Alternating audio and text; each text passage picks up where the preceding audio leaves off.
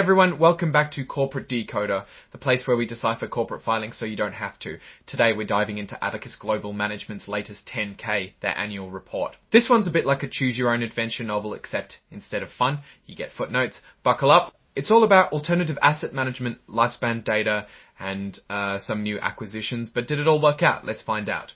First things first, a heads up, we'll be running into some forward-looking statements. That's corporate speak for we're guessing about the future, so don't sue us if we're wrong. Keep that in mind. The big story seems to be about growth through acquisition. They bought Carlyle, a Luxembourg-based investment manager in the life settlement space, and FCF Advisors, a New York-based asset manager focused on free cash flow strategies. That's a lot of jargon, but think of it like this. They're trying to manage money in different ways, targeting different types of investors. The report defines that the mission is to revolutionize financial services through expert asset management and data-driven lifespan insights.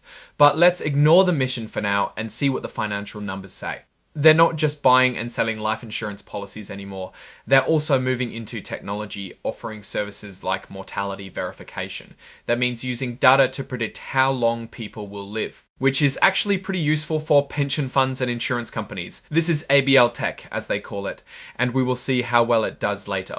This is where it gets interesting. They're in the life settlements industry, which is basically buying life insurance policies from people who don't want them anymore. It's a growing market because most life insurance policies never pay out a claim, and people are starting to realize they can sell them for cash.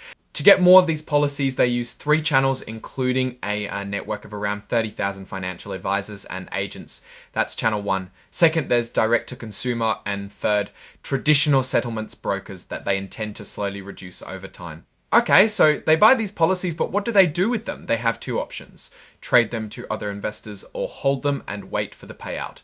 The traded portfolio drives revenue and is based on annual interest or how fast they sell the policies to the big investors, and the whole portfolio has potential for higher return, but it requires a 3-4 times greater investment.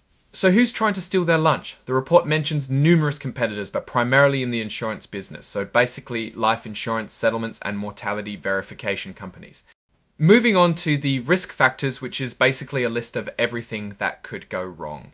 One risk factor that's very concerning is their risk of failing to accurately forecast life expectancies. In these type of instruments, it's extremely important to get the longevity right. Another is the privacy and cybersecurity, since they are exposed to privacy laws and that any failure to comply could lead to fines. Tax changes could also hurt their cash flow, as well as litigation if a purchaser of a life insurance policy has no insurable interest. Since they're growing by buying other companies, there is a risk that those companies aren't as good as they thought, or that they can't integrate them properly, especially in foreign markets like Luxembourg. Also, watch out for stock volatility and dilution. They can issue more stock at any time, which could drop the price. Here's where things get interesting. They have an audit committee to oversee cybersecurity, which reports to management quarterly. They also have a chief information security officer with lots of experience. They also use third-party services that they have some oversight and identification process. But it also sounds like there is not much risk from cybersecurity so far, and it seems that the company has great controls over it. That's what they are saying.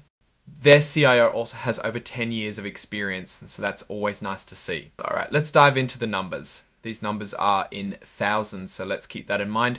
First up, asset management fees, 2,844 compared to 0 in 2023. That's because of the acquisitions they made.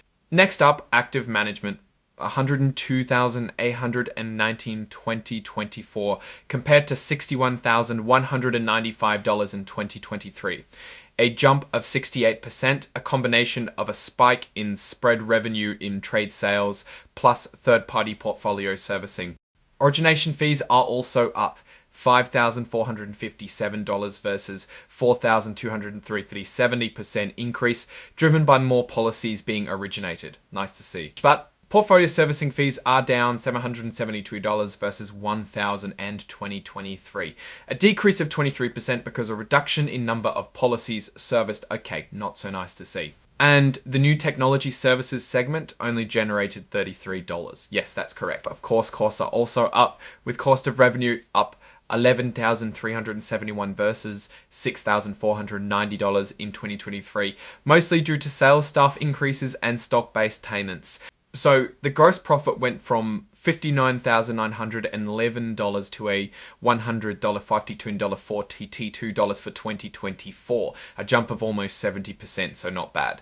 But general and admin expenses more than tripled from $26,482 to a whopping $81,744. That's the power of expansion, I guess. This is due to a large amount of stock-based compensation as well, to higher payroll. And depreciation and amortization also more than doubled to $7,910. Their unrealized loss gain on investments did decrease by 100% though.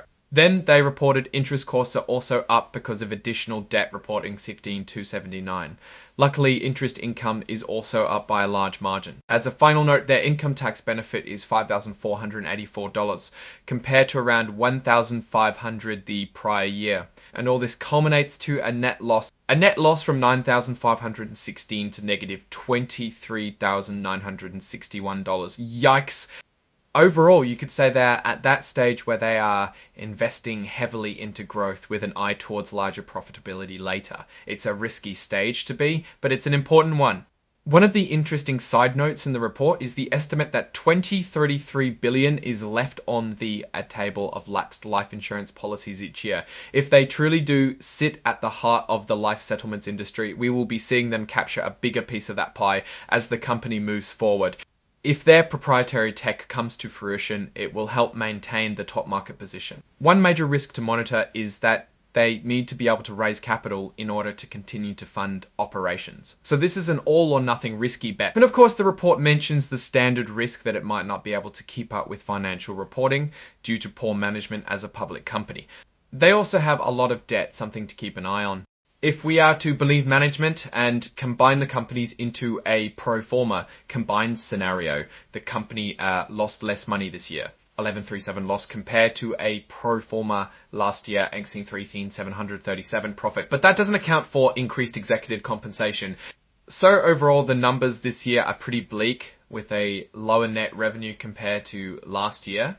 But with the acquisitions coming in, hopefully next year will be better. So what's the verdict? Abacus Global Management is at a tricky crossroads. They're trying to grow aggressively through acquisitions, but their financials are still pretty shaky. Their success depends on whether those acquisitions pay off and whether they can manage all that debt. They might need more cash soon if they cannot start delivering value, so keep an eye on those reports. Also, keep in mind that this is an inherently risky industry. That's all for today's Corporate Decoder. If you enjoyed this dive into the details, remember to like, subscribe, and hit that notification bell for more financial deep dives. See you next time.